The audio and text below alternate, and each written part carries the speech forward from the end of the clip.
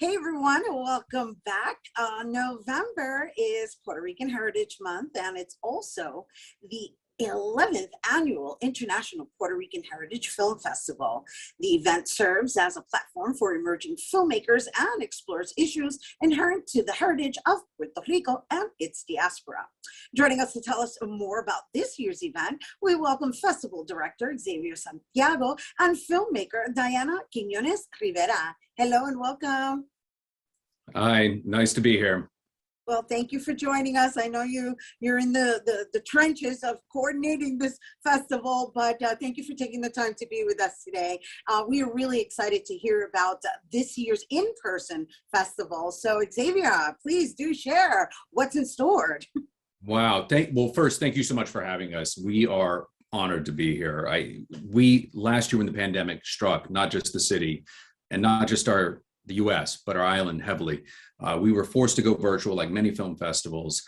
This year, we took it under consideration, and despite the Delta variant spiking early over the summer, we saw it to go down, and we worked with our community sponsors who said, we feel it's safe enough that we could come back in person. And this is something that the community, the city wanted, people from the island who were flying in to exhibit live.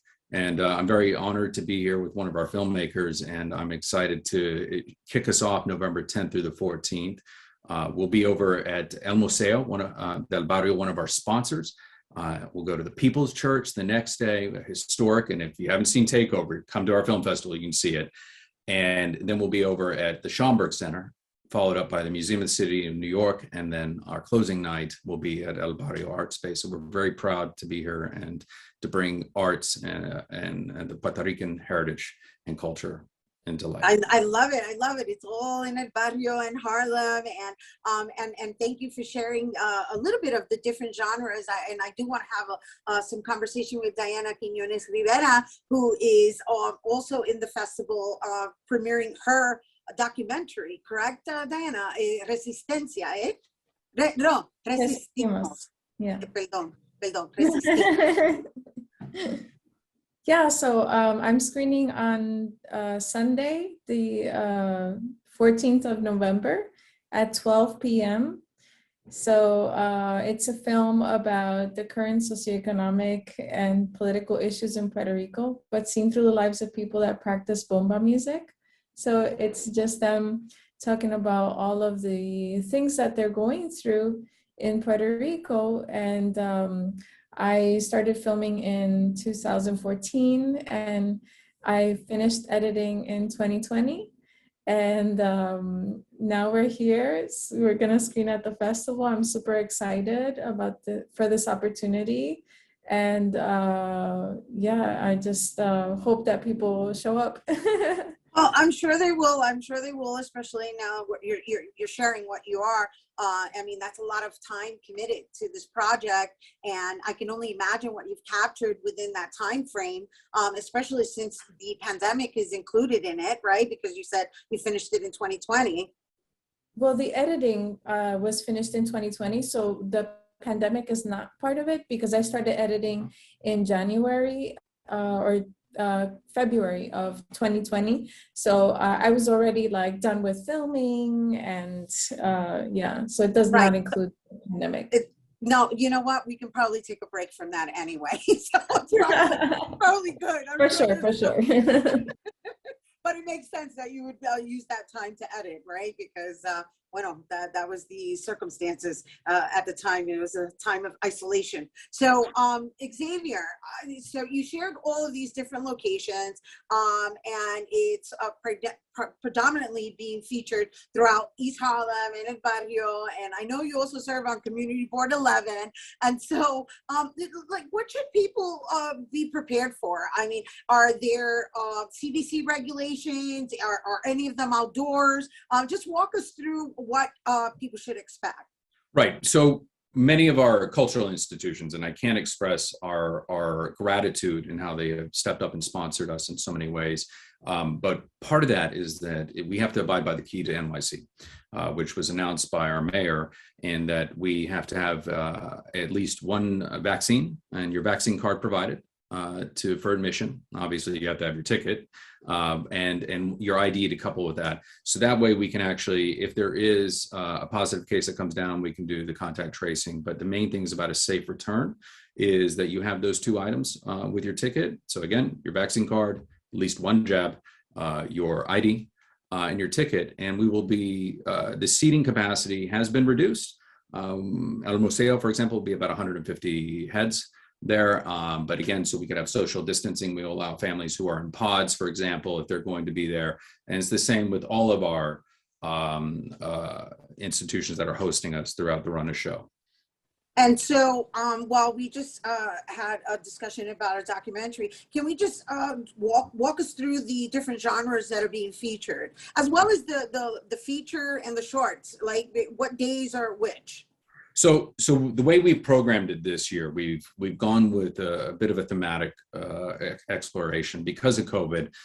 Narrative features were not as plentiful in what we programmed this year, obviously because it costs a lot of money to produce a feature with COVID compliance. What we have done is we've programmed heavily a lot of documentaries to start us off. We have We Still Here, which is a phenomenal documentary dealing with our island, and that has been a through line with our program, those type of themes. But we also have an opening night, Forget Me Not, which is a beautiful film about a family dealing with Down syndromes and looking for equitable educational opportunities. The following days, we have an animation block. We have so many great animations this year. I don't want to bias, but I do like Chupahuahua a lot. And with the play on words, Chihuahua and Chupacabra for those that are familiar. And then we have Nuestra Historia, which is dealing with our history. And these are some wonderful slates with documentary films that shine a light on seldom told stories of the island and our history. Then the end of that evening of Thursday, we have our social justice block. And that explores everything from dealing with policing to human trafficking, and all told through a dramatic lens. The following day, we also have Viajes Originales, which is original journeys, everything from experimental film to some animation in some web series in that block on the following Friday. And then we'll sum up that evening with Drills of Liberation. Again, this theme of the human pursuit of dignity, of independence, which is the heartbeat of our people. And then finally on Saturday, it's a whole slate of both drama. We have some international films, actually, we programmed this year, a couple that sew into the through line that are from Iran and deal with human trafficking and the pursuit of liberty. It's and then, yeah, it goes on and on. I was right, moved. right. So. No. I mean, you gave us the gist of what people can expect on what particular nights. And just for clarity purposes, these films are in English and in Spanish. Correct. We have English and Spanish with subtitles in English. Correct. Right. And then, Diana, I wanted to ask you, are you in Puerto Rico? No, I live in Chicago. You live in Chicago? You fly to New York for your film premiere? Unfortunately, I won't be able to be there, but hopefully via Zoom, I could do a Q&A or something. Yeah, that would be great. You know, that's the upside to this technical lifestyle that we're living. For sure. Right? That's the upside to the technology. But all right, so I think we covered everything. Unless you feel that I missed something, I definitely, wanted to mention that the festival also offers like passes for the entire festival versus just buying tickets for one particular night. So what does that look like? So thanks for that question. We've been very cognizant of the fact that we're in a state of recovery.